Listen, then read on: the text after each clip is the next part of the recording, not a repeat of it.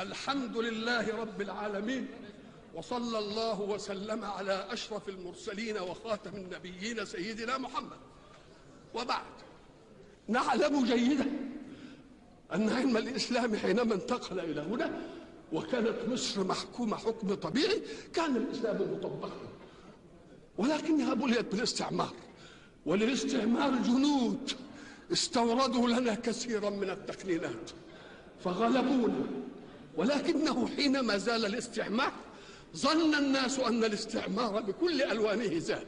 لا، ليس الاستعمار وجود محتل في الأرض، ولكنه قد ينأى عن الأرض ويترك له أعوانا يذيعون ما يحب وأعوانا يشجعون ما يحب، وقد يحتلنا بشيء آخر غير وجود احتلال عسكري في البلد.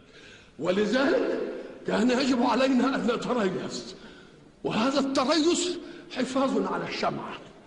الشمعة قد لا تنير مكانا واسعا، لكننا نحافظ عليها، لأنه من الممكن أن نكسرها فتنير أكثر، أو نأخذ منها نارا نشبها حريقا على أعدائنا. فليس من السهل أن نترك من ينفخ الشمعة ليطفئها نهائيا. استبقوا هذه الشمعة، استبقوها لتأخذوا منها النور للمحب والنار للمبغض. استبقوها، واعلموا جيدا أننا لا نستطيع أن تكون كلمتنا من رأسنا إلا إذا كان قوتنا من فأسنا. لاحظوا جيدا كيف نأكل، من أين نطعم. لا تحادوا قبل أن تعدوا، فإن العداء قبل الإعداد هو عين الفساد والفساد والفساد. يا قوم، لا تستمعوا إلى أحد، لأن دينكم واضح، دينكم فطري. واعلموا أن خصوم الإسلام لم يقدروا على الإسلام من ذواتهم، فدخلوا عليه من أبنائه، وجعلوا لكل واحد أملا في أن يكون أميرا أو حاكما. ولذلك أعلنت أنا دائما أنا لا أريد أن أحكم بالإسلام، ولكني أريد أن أحكم بالإسلام. أنا الإسلام أميل عليه أن أكون محكوما له بأي واحد من أدنى الأرض، ورجله على رقبتي وعلى رأسي، ولكني أريد أن أحكم بالإسلام.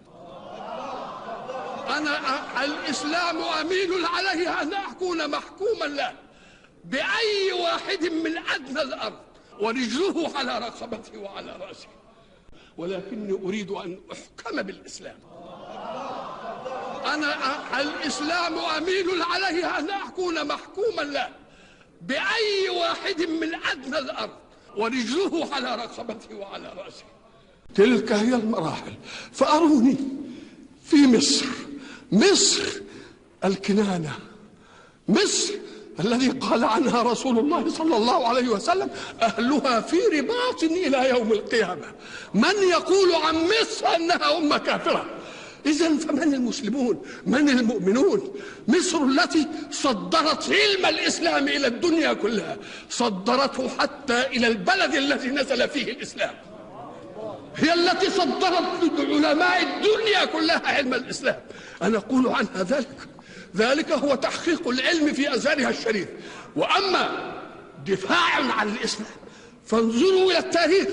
من الذي رد همجية التتار عنه؟ إنها مصر. من الذي رد هجوم الصليبيين على الإسلام وعلى المسلمين؟ إنها مصر. وستظل مصر دائما رغم أنف كل حاقد أو حاسد أو مستغل أو مستغل أو مدفوع من خصوم الإسلام هنا أو خارج هنا. أنا الإسلام أميل عليه أن أكون محكوما له بأي واحد من أدنى الأرض، ورجله على رقبتي.